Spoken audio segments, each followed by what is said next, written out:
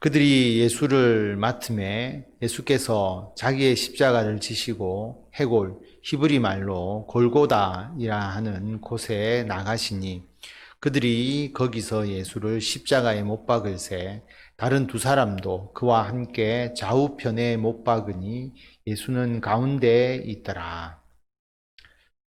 그들이 예수를 맡았다라고 말씀을 하는데 16절에 보면 예수를 십자가에 못 박도록 총독 빌라도가 대제사장의 무리들에게 예수를 넘겨주는 내용이 나옵니다. 그래서 예수를 대제사장의 무리들이 맡았고 예수님을 처형하기 위해서 로마의 군병들과 대제사장의 무리들이 예수님을 끌고 갔음을 알 수가 있습니다. 그래서 예수님께서 십자가를 지시고 해골, 히브리 말로 골고다라고 하는 곳으로 가서 이제 처형이 되시는 것이죠. 그리고 18절에 보면 거기서 예수님을 십자가에 못 박았습니다. 예수님의 좌우에도 십자가에 못 박힌 사람들이 있었죠. 그래서 강도, 범죄자가 같이 처형이 되는 내용이 나옵니다. 그런 내용만 나오지 우리가 마태, 마가, 누가복음에서 보듯이 구레네 사람 시몬이 예수님의 십자가를 대신 지고 간 사건이라든지 그리고 그 강도와 관련된 내용이라든지 이런 내용은 자세하게 언급하지 않고 오직 예수님의 십자가의 죽음에 집중하고 있음을 알 수가 있습니다. 그래서 19절에 보면 빌라도가 패를 써서 십자가 위에 붙이니 나사렛 예수 유대인의 왕이라 기록되었더라. 예수께서 못 박히신 곳이 성에서 가까운 거로 많은 유대인이 이 패를 읽는데 히브리와 로마와 헬라 말로 기록되었더라. 죄패를 붙이는 거죠, 십자가에. 거기에 나사렛 예수 유대인의 왕이라고 기록이 됩니다. 그리고 이 당시에 언어의 형태를 알 수가 있죠. 히브리어, 유대인들이 쓰는 히브리어와 그리고 로마, 그리고 헬라말. 헬라말은 이 당시에 공용어죠. 그래서 히브리와 로마와 헬라말로 이 죄패가 기록이 됩니다. 그런데 이 죄패에 대해서 대제사장의 무리들이 이의를 제기하죠. 21절에 보면 유대인의 대제사장들이 빌라도에게 이르되 유대인의 왕이라 쓰지 말고 자칭 유대인의 왕이라 쓰라 하니 빌라도가 대답하되 내가 쓸 것을 썼다 하니라.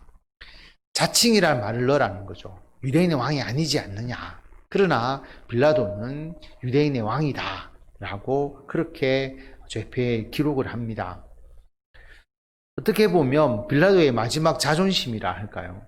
빌라도가 예수님의 십자가 언도를 해서는 안 되는데 자기가 유대인들의 세력에 밀려서 십자가형을 언도해 주잖아요. 그리고 빌라도는 자기의 신문의 내용대로 유대인의 왕으로서의 예수를 기록하고 있습니다. 그러나 빌라도의 잘못이 이 문제로 해결될 수가 없는 것이죠. 23절에 보면 군인들이 예수를 십자가에 못 박고 그의 옷을 취하여 네 깃에 나누어 각각 한 깃씩 얻고 속옷도 취하니 이 속옷은 호지 아니하고 위로부터 통으로 짠 것이라. 군인들이 예수님의 옷을 취합니다. 옷을 나누어서 네 등분해서 하나씩 가져가죠. 이게 어떤 의미가 있는지는 아무리 물자가 귀해도 그렇죠. 옷을 나누어 가져가고 그리고 속옷도 취했는데 속옷은 바느질한 것이 없이 통으로 짠 것이다 라고 그렇게 말합니다. 그래서 24절에 보면 군인들이 서로 말하되 이것은 찢지 말고 누가 얻나 제비 뽑자 하니 이는 성경에 그들이 내 옷을 나누고 내 옷을 제비 뽑나이다 한 것을 응하게 하려 함이로라. 군인들은 이런 일을 하고 속옷은 통으로 짰기 때문에 나누지 말고 한 사람이 가져가자. 그리고 제비 뽑기를 해서 그것을 가져갑니다. 그들이 내 옷을 나누고 내 옷을 제비 뽑나이다 라는 말씀, 시편 22편 18절에 나오는 말씀이거든요. 그 말씀을 이루게 하기 위해서다 라고 말합니다.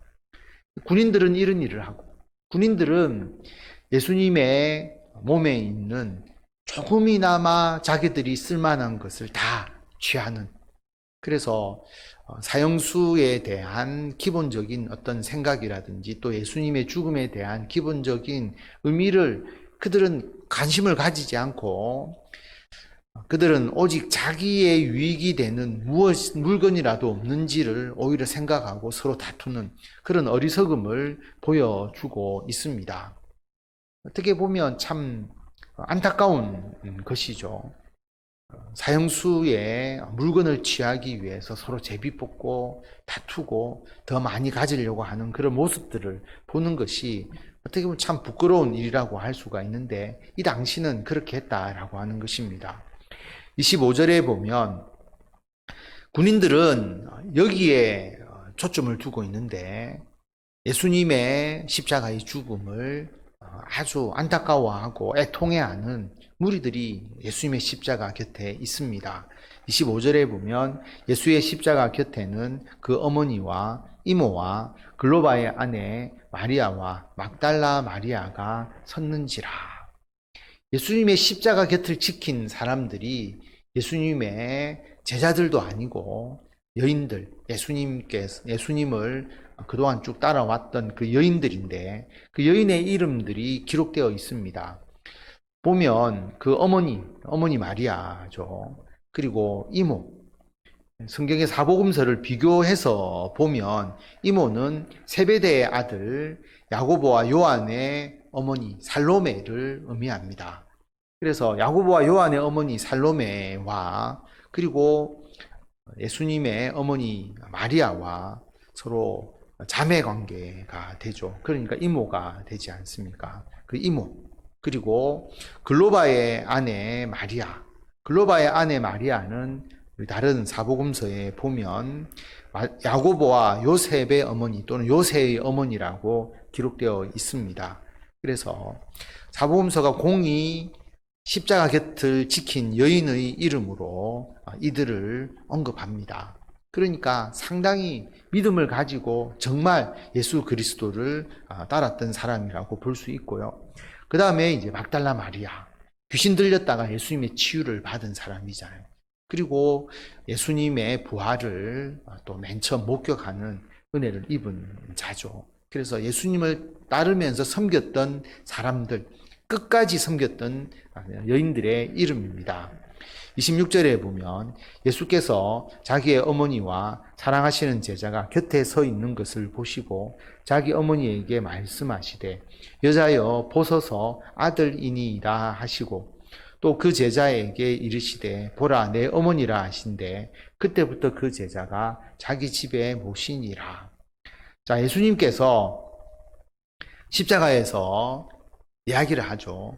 여자여 보소서 아들이다. 어머니에게 여자여라고 하는 것은 비하하는 표현이 아니고요, 일반적으로 여성을 칭하는 그런 호칭입니다. 일반 호칭이거든요. 그런데 어머니라고 부르지 아니하신 것은 예수님이 공생애를 시작하시고 활동하시면서 어머니로서보다는 일반적인 여성의 호칭을 불렀다라고 하는 것입니다. 하나님의 아들 예수 그리스도, 주의 일을 하는 자로서 육신의 어머니에게 어머니라고 이제 호칭을 계속 하게 되면 오해가 있을 여지들이 굉장히 많잖아요. 그래서 공생애에서는 여자여라고 칭하시고 비하하는 게 아니라 일반 호칭이고, 그러나 자기의 십자가의 죽음, 장남이죠, 예수님이. 그러니까 육신의 어머니를 모시지 못하고 십자가의 죽음을 겪는 그 아들의 마음이 분명히 있는 것이죠. 그래서 여자여 보소서 아들입니다. 누구를 가리키냐면 사랑하시는 제자 요한이라고 말씀을 드렸죠. 요한복음에서는 요한이 자신을 사랑하는 제자라고 그렇게 표현해서 기록을 했습니다. 요한이 이제 아들입니다. 요한에게 어머니를 부탁하는 것이죠. 그래서 여자여 보소서 아들이니이다 라고 말하고 그 제자에게, 사도 요한에게 보라 너의 어머니다. 그래서 그때부터 그 제자가 요한이 마리아를 자기의 집에 모십니다. 왜 형제들이 있었는데 이 당시에 요한에게 부탁했을까라고 생각을 해보면 아마 예수님을 이때까지 믿지 않았던 형제들이 굉장히 많았겠죠. 왜냐하면 예수님이 미쳤다라고도 생각을 했고 예수님이 하는 일을 이해하지 못하는 예수님의 형제들이 있었습니다. 그렇기 때문에 이 당시에 요한에게 예수님께서 자기 어머니를 부탁했다라고 볼 수 있고요. 그 형제들이 예수님의 십자가의 죽음과 그리고 부활을 목격하고 나중에 예수 그리스도의 구주 되심을 고백하고 성령을 받게 되는 것을 또 우리가 나중에 볼 수가 있죠. 28절에 보면 그 후에 예수께서 모든 일이 이미 이루어진 줄 아시고 성경을 응하게 하려 하사 이르시되 내가 목마르다 하시니, 예수님께서 내가 목마르다라고 말씀을 하십니다. 시편 69편 21절에 나오는 말씀이죠. 그래서 이 시편의 말씀을 이루기 위해서 내가 목마르다라고 말씀합니다. 그냥 이루기 위해서만 그렇게 하신 게 아니고 실제로 피를 흘리고 그러니까 이제 목마름을 느끼게 되는, 갈증을 느끼게 되는 것이거든요. 29절에 보면 거기 신포도주가 가득히 담긴 그릇이 있는지라 사람들이 신포도주를 적신 해면을 우슬초에 메어 예수의 입에 대니 예수께서 신포도주를 받으신 후에 이르시되 다 이루었다 하시고 머리를 숙이니 영혼이 떠나가시니라. 신포도주, 값싼 포도주입니다. 옆에 군인들이 마시고 하는 그런 포도주인데 그런 포도주가 있어서 그 포도주를 우슬초에 메어서, 그러니까 해면을 우슬초에 메어서 예수님의 입에 대어서, 쉽게 말하면 스폰지에 포도주를 묻혀서 입에 대어서 먹을 수 있도록 했다. 쉽게 생각하시면, 그렇게 생각하시면 됩니다. 그 신포도주를 받으시고 다 이루었다라고 말씀하시면서 영혼이 떠나가시게 됩니다. 예수님께서 십자가를 못 박히실 때에 그때 몰약을 탄 포도주를 줍니다. 몰약을 탄 포도주는 예수님이 마시지 않죠. 왜냐하면 일종의 마취 성분이거든요. 그래서 십자가의 고통을 덜어주기 위한 것인데, 그러면 의식이 제대로 없으니까 요즘같이 마취하는 것처럼 몰약을 탄 포도주는 거부하셨다라고 성경에 나와 있고요. 그리고 마지막에 예수님께서 그 피를 너무 많이 흘리시면서 나타나는 그 갈증으로 인해서 내가 목마르다라고 말씀하실 때 신포도주는 받으셨다라고 하는 것을 알 수가 있습니다. 그리고 예수님은 다 이루셨다. 이 땅에 오셔서 예수님의 십자가의 죽음으로 우리의 죄를 대속하시는 모든 일을 다 이루신 거죠. 완성하신 겁니다. 예수님께서 완성하셨지 그 뒤에 어떤 그 누구도 추가적으로 해야 될 어떤 구원에 대한 일들이 없다라고 하는 것이죠. 그런데 이단과 사이비들은 항상 구원이 미완성되었다고 이야기를 합니다. 그렇기 때문에 자기들의 교주가 그 구원을 이루기 위해서 온 것이고 그 교주를 믿어야 구원을 얻게 되는 것으로 가르치는 거거든요. 예수님께서 다 이루셨다라고 하는 이 말은 너무나 중요한 의미를 가집니다. 다 이루었기 때문에 예수님께서 2000년 전에 십자가의 죽음으로 다 이루신 그 구원을 우리는 지금 믿는 것이고 그 구원의 은혜로 우리가 살아가는 것이지 어떠한 다른 구원을 위한 새로운 일들이나 새로운 역사가 일어날 수 없다라고 하는 것을 우리가 분명히 기억해야 합니다. 오늘 말씀을 통해서 참 여인들이 예수님의 그 마지막 십자가 곁에서 예수님의 십자가의 죽음을 지켜보았다라고 하는 것, 그 이름이 여기에 기록되었다라고 하는 것, 우리도 끝까지 예수 그리스도를 믿고 주님의 옆에서 주의 일을 행하고 또 주님의 영광을 세상에 드러내는 우리들이 되어야 한다라는 것을 다시 한번 생각하게 됩니다. 그리고 예수님은 십자가 상에서도 비록 육신의 어머니지만 육신의 어머니를 자기 제자에게 맡기고 의탁하는 모습을 우리가 보게 됩니다. 우리가 가정을 소홀하는 게 아니고요.